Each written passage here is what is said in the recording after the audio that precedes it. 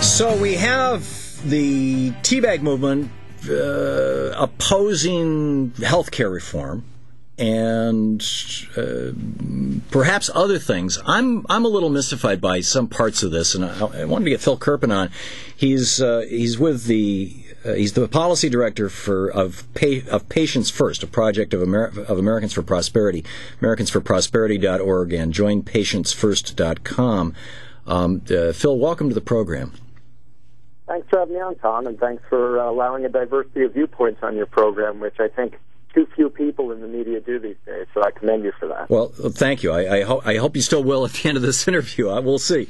I'm curious, why do oil billionaires like the Koch brothers who fund your group, why do oil billionaires oppose America being competitive internationally in our manufacturing capacity because we don't have a national healthcare system? I mean, when Toyota was thinking of putting a factory in North America, they had Alabama, Mississippi, and there was one other state competing, and they got up to the point where these states were willing to give them over $200 million worth of free land and tax breaks. And at the last minute, Toyota went to Canada. Why? Because they didn't want to have to pay the healthcare costs. Why do your funders, who are really in the oil business, why do you care about healthcare? Well, I mean, let's sort of take these one question at a time. We are funded by over 30,000 donors. We have 900,000 activists who are in our network nationally, and they're ideologically committed to free markets. And we've got a free market mission that we're out there fighting for. And the chairman of our board is David Koch. He's a great philanthropist who supports a number of causes. His politics happen to run in the free market direction, and he believes in what we believe in. It has nothing to do with advancing his narrow personal or corporate interests. So what is in that case, Phil Kerpen, AmericansForProsperity.org, JoinPatientsFirst.com. What the hell's a free market? This sounds like a football game with no rules. Markets are created by governments. Markets, we provide court systems to enforce the rules. We provide jails to back up the courts. We pay for all this infrastructure. We, the people, do. We create markets. How can you have a free market? Well, I mean, we believe that markets should be maximally free. There should be as much competition and choice as possible. There should be limitations on coercion, on force and fraud.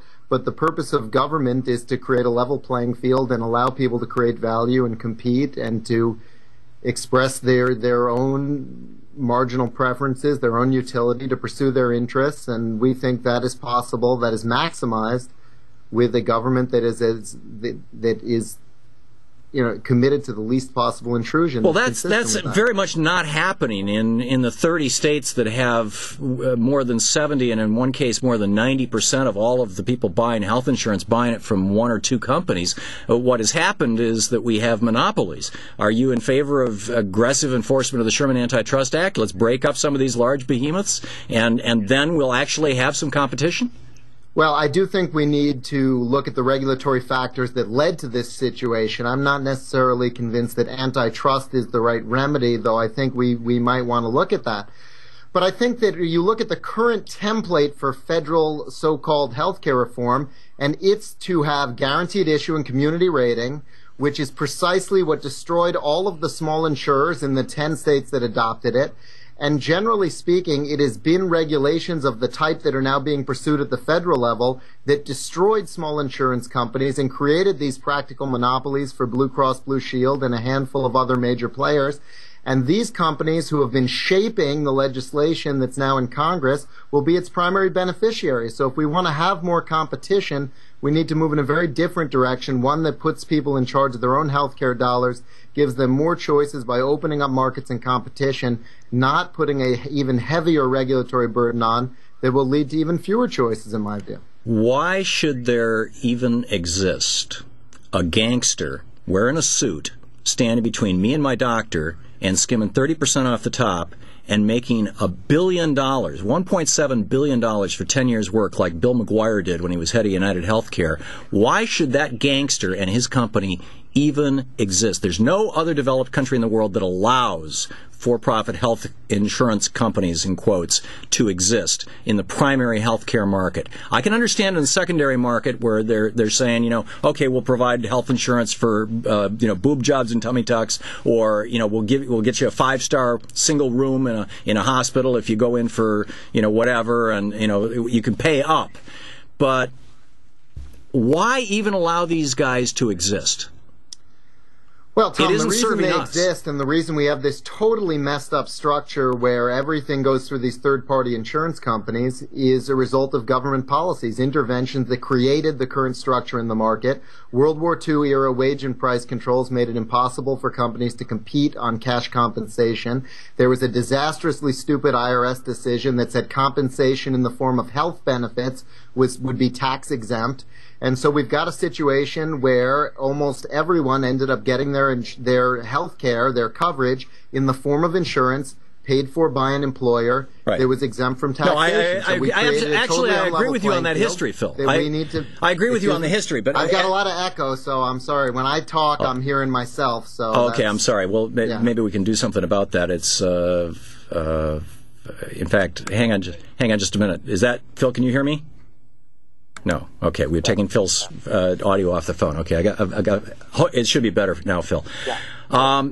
So you don't. Here's the thing, though. Healthcare. I'm with you. If you're at least if you're willing to enforce the Sherman Act on competition in markets. I don't want the government making my car. I don't want the government making my shoes. I don't want the government making my computer. I mean, but.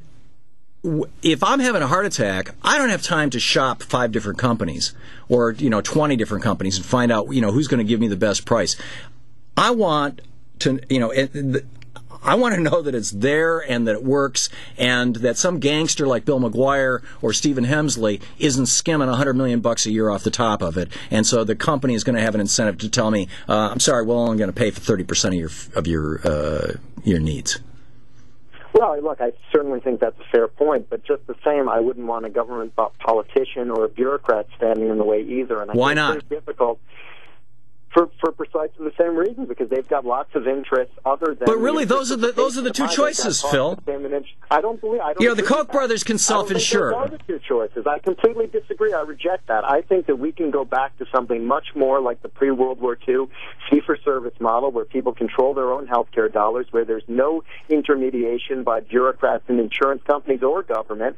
We can own and control our own health care. Before World War II, poverty was a fatal disease. I mean, it still is to a large extent. But because so many people didn't have access to insurance. That's why workers fought and died in some cases. I think there's a big difference between access to insurance and access to care. And I think we need to expand access to care, not necessarily access to insurance. I think that insurance should be for catastrophic conditions, the same as you have home insurance. You don't make a claim on your home insurance every time you paint a room. So you don't believe that? I think that we've got to get a well-functioning fee-for-service model for the routine, day-to-day medical needs. Phil, we have about a half a minute left. Let me just nail this down, and I think this is the fundamental difference. I'm suggesting that when Jefferson said life, liberty, and the pursuit of happiness, the right to life, that health care is a right, and you're suggesting that it's a privilege. Do I have that right? Well, I wouldn't say that it's a privilege, but I believe that health care is a social and economic good, and I don't trust such goods to be rationed by government dictate. I believe central economic planning was proven. So you don't want the government rationing your fire department? You think we should do away with the socialist fire departments? I think that a federal takeover of local fire departments would be an unmitigated disaster. I believe power should be kept as local as is practicable. And so let's take out the law that prevents states from doing single-payer systems within their states. Would you go along with that? There is no law preventing that other than ERISA, and there's a way that you could envelop it that they looked at doing in Wisconsin with Healthy Wisconsin last year, and the people in that state rejected it. I don't think that we need to have federal preemption. I'd agree with you on that. We should have laboratories of democracy, but as someone who is certainly opposed to that kind of a system, I'd fight it on the state level. I would blow up ERISA. Phil Kerpen, joinpatientsfirst.com. Thanks, Phil. Thanks for having me, Tom. This is the Thom Hartmann Program.